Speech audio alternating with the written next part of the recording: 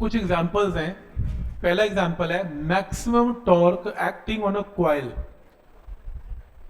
Maximum torque area given है coil का और मैक्सिमम टॉर्क गिवन है, करंट भी पता है, आपको भी निकालना है।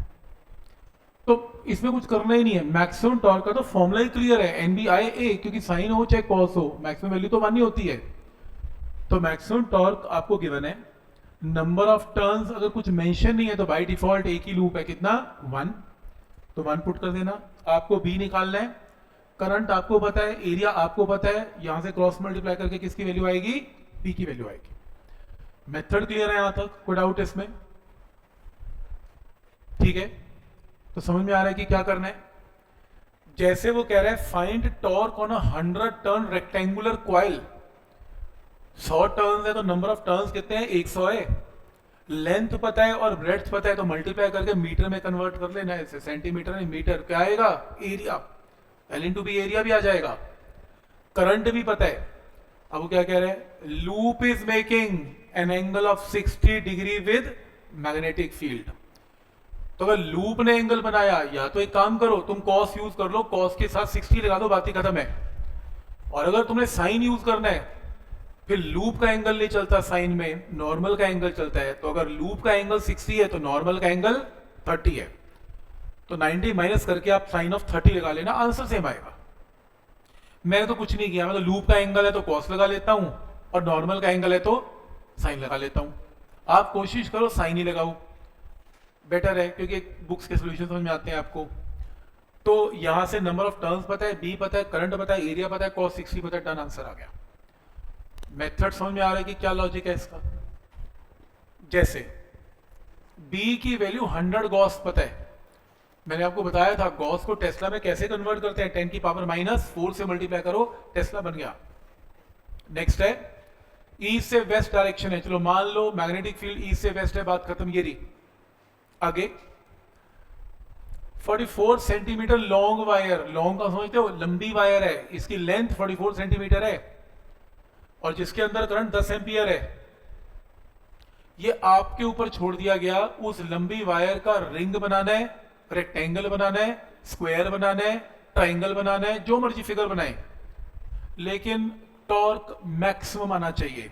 तो कह रहे हैं जो मर्जी ओरिएंटेशन बनाओ ताकि उसके ऊपर मैक्सिमम टर्निंग इफेक्ट आए, मैक्सिमम टॉर्क आए। और टॉर्क की वैल्यू भी निकालो। अगर एक लेंथ एल है, मैथ्स का क्वेश्चन है या 10th का, मैं क्या शेप बनाऊं कि एरिया मैक्सिमम आए। एरिया किसका मैक्स होता है, सर्कल का। सर्कल का एरिया मैक्स होता है। रेक्टेंगल अगर आप एल लेते हो, मैथ्स की प्रॉब्लम है, एल 44 सेंटीमीटर है, इसको 11-11 सेंटीमीटर का स्क्वायर बना दो, इसको रेक्टेंगल बना दो, सर्कल बना दो। आपका एरिया जब कैलकुलेट होके आएगा तो सबसे बड़ा एरिया किसका आएगा, सर्कल का आएगा, याद रखना है ये। तो आपका आंसर क्या होगा, मैं फिगर क्या बनाना चाहूंगा, सर्कल, राइट। तो आपको क्योंकि लेंथ पता है, पेरीमीटर पता है 44, पहले तो इस लेंथ को सर्कल में बनाया तो 2 पाई r इज इक्वल टू 44। यहां से सॉल्व करके क्या आ गया, r आ गया, r की वैल्यू आ गई, r आ गया तो सर्कल का एरिया आ गया, पाई r स्क्वायर, एरिया भी आ गया। अब आपको क्या पता है, आपको एरिया पता है, आपको b पता है, आपको करंट पता है, नंबर ऑफ टर्न एक है क्योंकि आपने एक ही रिंग बनाई है, लेंथ की आपने एक रिंग बनाई है। टॉर्क आपको मैक्सिमम चाहिए, भाई मैक्सिमम टॉर्क का तो फॉर्मूला ही एक है, N B I cos of 0 रख लो। कॉस 0 क्यों, क्योंकि मैं लूप को मैग्नेटिक फील्ड के साथ रखूंगा ताकि मैक्सिमम टॉर्क हो।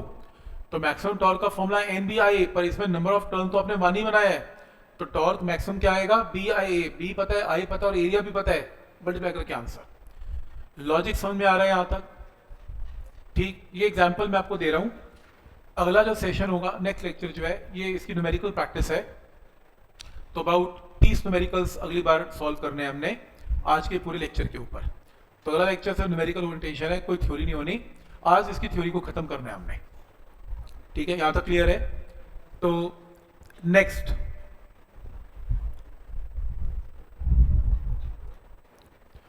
सर्कुलर कॉइल है, एक सर्कुलर कॉइल है जिसमें कितने टर्न्स हैं, 25 टर्न्स हैं, और रेडियस आपको गिवन है, carrying a current of 10 ampere, ठीक है। आपको इसमें 25 टर्न गिवन है, रेडियस पता है तो एरिया भी आ जाएगा पाई r स्क्वायर से। एरिया पता है, नंबर ऑफ टर्न्स पता है, करंट पता है, सस्पेंडेड वर्टिकली, वर्टिकली समझते हो, ये देखो ये वर्टिकल है, ये हॉरिजॉन्टल है, और ये ऐसे टांग दिया, ये रहा मैग्नेटिक फील्ड में इसको टांग दिया, और करंट भी है इसमें, it will experience a torque. ठीक, find force and torque. Force बताओ क्या लगेगी, चलो पहले फोर्स की बात कर लें। बताओ इसमें मान लो करंट जा रहा है और ये मैग्नेटिक फील्ड में है, तो बोलो नेट फोर्स क्या लगेगी, जीरो।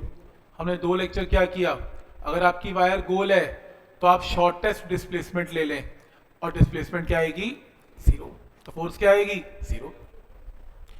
मैं कह रहा हूं शॉर्टेस्ट ना लें, वो तो रेक्टेंगल का क्वेश्चन भी पूछा था मैंने आपसे, टॉर्क की डेरिवेशन में, अगर रेक्टेंगुलर कॉइलर नेट फोर्स क्या, तभी आंसर क्या था, जीरो, क्योंकि एक फोर्स अंदर थी, एक बाहर थी, एक ऊपर थी और एक नीचे थी, नेट फोर्स तो जीरो ही है, नेट टॉर्क जीरो नहीं है, फोर्स तो जीरो, तो नेट फोर्स क्या मार्क करेंगे इसमें, जीरो। नेट टॉर्क निकालना है, अब आपको टॉर्क निकालना है, क्या होगा, टॉर्क क्या होगा, देखो ये फिगर आपको पेपर में गिवन होगी, फिगर गिवन होगी, और मुझे दिख रहा है कॉइल वर्टिकल है and it is lying in the direction of magnetic field, तो बोलो लूप में और बी में एंगल क्या बना, जीरो, तो टॉर्क क्या होगा, मैक्सिमम।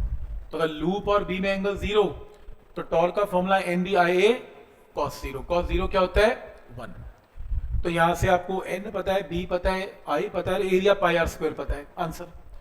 टॉर्क की वैल्यू आ गई, मल्टीप्लाई करके 33.4 न्यूटन मीटर टॉर्क आ गया। इतना टॉर्क से ये लूप घूमेगा, लेकिन उसने क्वेश्चन में क्या पूछा, बताओ कितना बैलेंसिंग टॉर्क लगाऊं ताकि ये घूम ना पाए।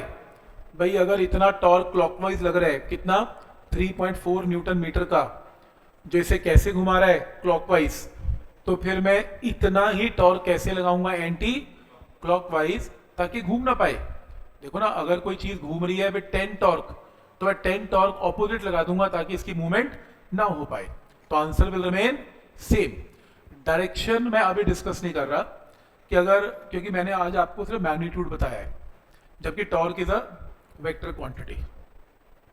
मैंने आपको ये नहीं बताया, मैंने आपको टॉर्क निकालना सिखा दिया, पर मैं ये नहीं बता पा रहा हूं अभी कि अगर एक current carrying loop magnetic field में उसके ऊपर टॉर्क लगता है, वो टॉर्क की डायरेक्शन क्या होगी, क्योंकि डायरेक्शन बताने के लिए मेरे को अगला चैप्टर सिखाना पड़ेगा जिसमें कॉन्सेप्ट यूज होता है मैग्नेटिक डायपोल मोमेंट का।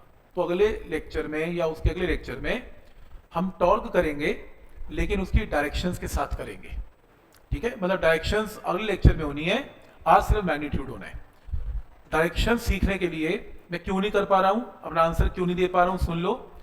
डायरेक्शन के लिए मेरे को ये पढ़ाना पड़ेगा, ये रहा, और ये टॉपिक एक पूरे लेक्चर का काम है, तो हम इसको डायरेक्शन के लिए भी रोक रहे हैं, और हम बात कर रहे हैं किसकी, सिर्फ मैग्नीट्यूड की।